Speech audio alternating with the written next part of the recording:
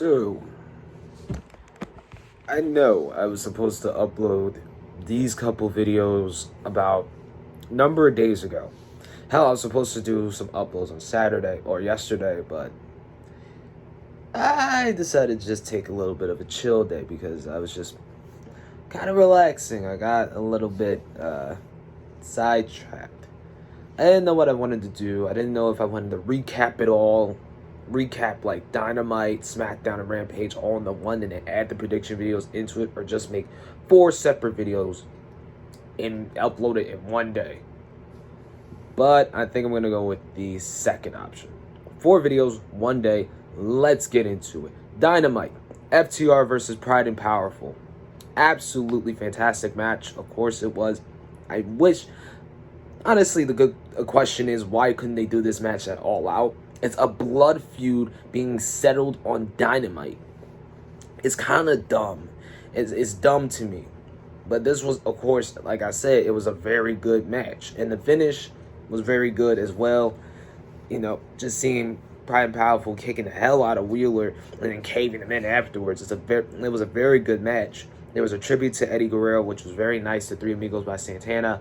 And it's almost like an eye for an eye moment where I saw FTR trying to like put in Ortiz's arm, and it was a nice near fall with Ortiz taking out Santana, along with getting a small roll up leading to an uppercut brainbuster combo, which was really nice. It was a very subtle, great piece of storytelling with Wheeler hesitating to go to the top rope, then missing the splash because of going to the turnbuckle, because of going to the top rope, because of his arm. Of course it was. He got a little bit of flashbacks. It was a very nice match. Very good way to start the show from Wednesday, September 1st. The All Out Go Home Show, Part 1. We got 2.0 cutting the promo saying that Darby is not to overlook, telling Darby Allin not to overlook them, and then just focus on them as they take away the match that is set for All Out, CM Punk versus Darby Allin. CM Punk came out and cut a promo, and for me, entrance-wise, it was kind of quiet by Chicago.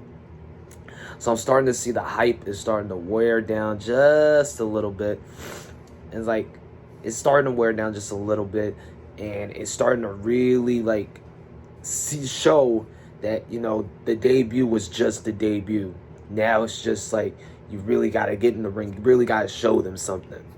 And that CM Punk said, if they're not sick of him yet and he could do this all day, he's going to enjoy it while it lasts, because it could all end as this Sunday. And he's nervous and scared, but he got a "You Still Got It" promo. And then he was attacked by Garcia in 2.0, which was wow. I wasn't impressed. The Darby Allin's thing came out for the save. They all hit their finishers. By the way, Punk, not the shoulder, it's the head.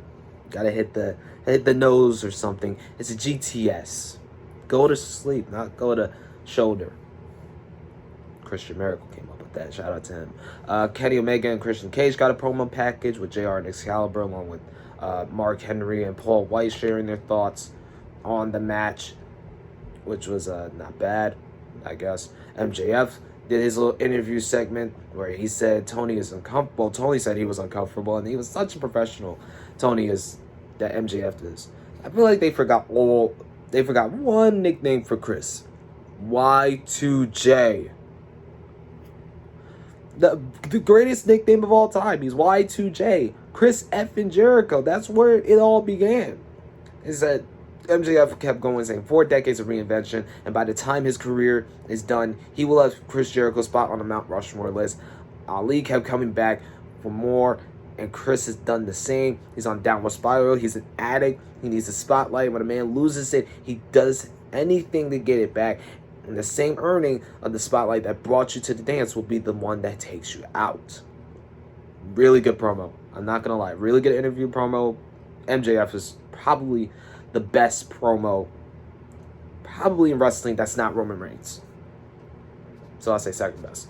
Not MJF. Orange Cassidy and Jack Evans had a little match. Matt got ejected from ringside, and then I guess it was okay. The match ended during the break, which was just wow. And then, Matt Hardy came out for a beatdown, and then Luchasaurus came out for the save with Jungle Boy doing a lit slide. I like that.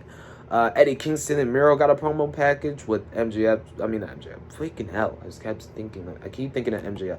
With Eddie Kingston saying that Miro's neck is the kryptonite. Without the TNT title, he's not God's favorite. And then take my hand. If you survive hell, then you get to go to your God's heaven. And then Miro's saying his heaven is booking a room for his wife, and redemption comes only after the agony. Great stuff. John Moxley had a promo package showcasing Satoshi Kojima, their match at All Out, and that he's coming home with Satoshi's scalp.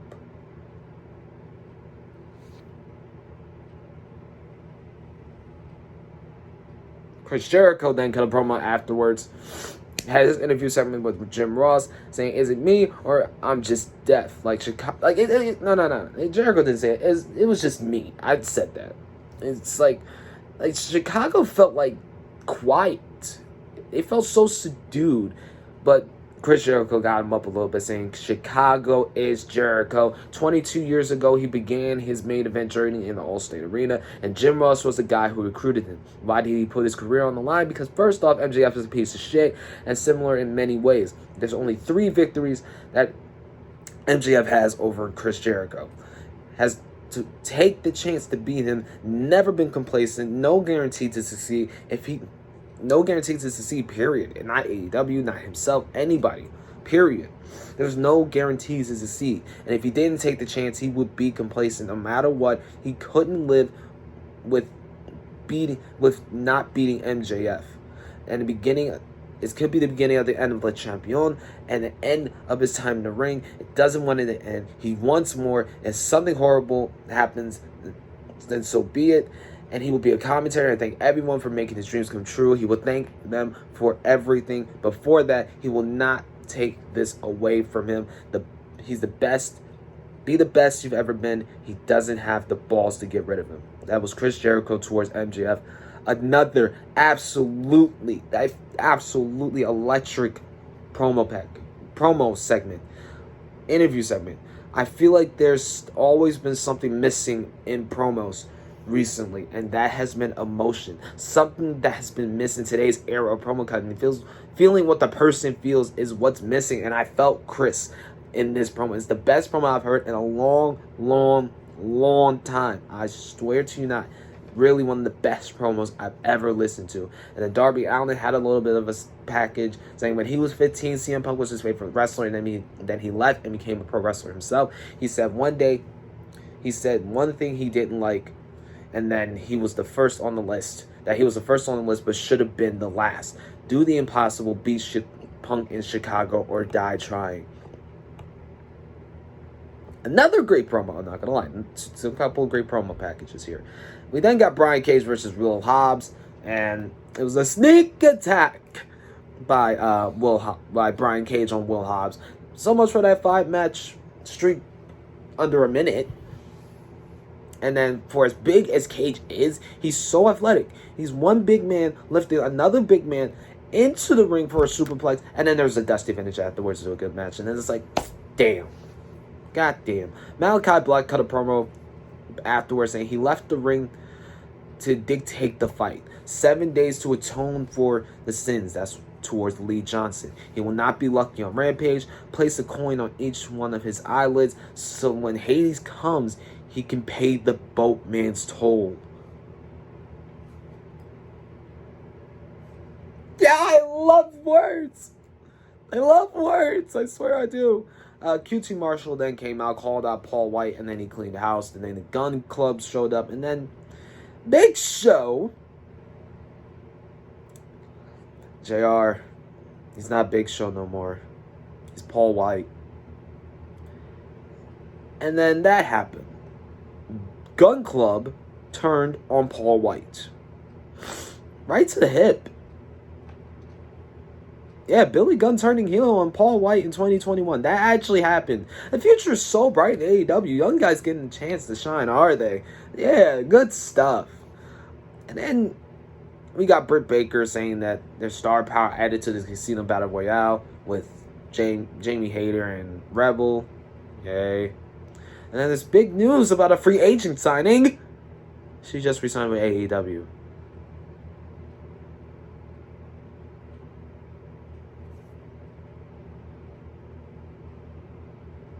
Disappointed. Ty Conti and Penelope Ford. Shout out to Penelope Ford from Philly. And then it's nothing too impressive about this match. Just felt run of the mill, and it was a night sort of like a women's match I watched in old WWE times. It was a rather eventful pinfall though. But Anna Jay is back. Congratulations, Anna Jay is back, and that's great. She's gonna be in Casino Battle Royale too. I'll have my predictions out later. Thunder Rosa cut a promo. Unfortunately, didn't cut a promo. Actually, she was beaten down 2-on-1 by Jade Cargill and Nyla Rose. And then we got the main event with the 8-man tag. It was a great exchange between the Lucha Bros and the Young Bucks. It was Jungle Boy getting a nice hot tag. There were some flips, kicks, stomped somebody on his freaking butt cheeks. Just why you gotta do that to the man's ass? That's not cool. And there's only two things that the Lucha Bros and the Young Bucks do, and they know when it comes to getting in the ring together: kicks, flips, big spots. Why? I get it. I say it before and I say it again. It's not pro wrestling. Honestly. It was a great exchange though. Don't get into that too, Luchasaurus. You're actually great. And like Brandon Cutler, I want to ask this question seriously. Is Brandon Cutler really necessary to the Elite? I need to know the background of where this dude came from. Because I really don't know where this guy honestly came from. I think I have like a little bit of a my knees. Where like, Jesus, something like, oh my God. Like my knees. I felt the pain through like, oh, that hurt. And then there was a Meltzer driver and then finish, and that was it. And then Kenny Omega came out. And then Christian Cage speared him. Spear, bitch! And then first off, honestly, the way this show ended after the way it was going, it just brought it down. It brought it down very bad. First off, did they have to have another Elite beatdown with the cage down? Second, Brandon Cutler really sucks. That's just me, honestly. Third, the crowd was really quiet for this. So quiet. They didn't even enjoy the segment. And not only that, Kenny's commentary was just annoying as fuck. Finally, number 5, I guess. This was your main event segment. Really? This was your main event segment? This was it for your go-home show? This was WWE levels of baffling. AEW is supposed to be fresh, different, but this was a major dud. This segment alone actually ruined Dynamite, which was so good, but died down after the opener. Punk's segment was fine. Jericho's promo was magic. One of the best thing on the and was the best thing on the show. I really cannot believe this was their main event. Big time go home angle for the biggest show of the year. People have been hyping up All Out for numbers of weeks and weeks and weeks. Literally, like, ever since crowds came back, AEW All Out has been hyped up to the max. But this was their go home segment for Dynamite. Oh, man, I really can't. Like, and I was delayed watching Dynamite. I was looking at clips on Instagram. I was like, they could have ended the show on that. But they ended the show on something so bad. Boring, really. They ended the show on something so boring, lifeless, energy degrading. It just felt bad. It was bad. Hopefully, I really hope that the match between Kenny Omega and Christian Cage is really good. And I know the Lucha Bros and the Young Bucks are going to put on a show inside that steel cage. But this angle towards All Out was really bad. Really bad. This got a 2 out of 5 for me. This was a blah. It was like it just ruined the show. It was bad. It went from good to in the middle to man. I feel so disappointed. I feel as disappointed as anybody else was probably watching the show live. Raw was better than this. Raw actually had a good go home segment for SummerSlam. And AEW just disappointed me in the worst way possible. But yeah, that was Dynamite from Wednesday. Tell me what you thought about Dynamite, the first Dynamite of September, in the comments. I'll be looking for them, reading and replying to them, all of them. It doesn't matter. Like, comment, subscribe, turn on your notifications when I upload a new video. I'm gonna be uploading 4. This is 1. Let's get in another one. See you. Peace, blessings, love.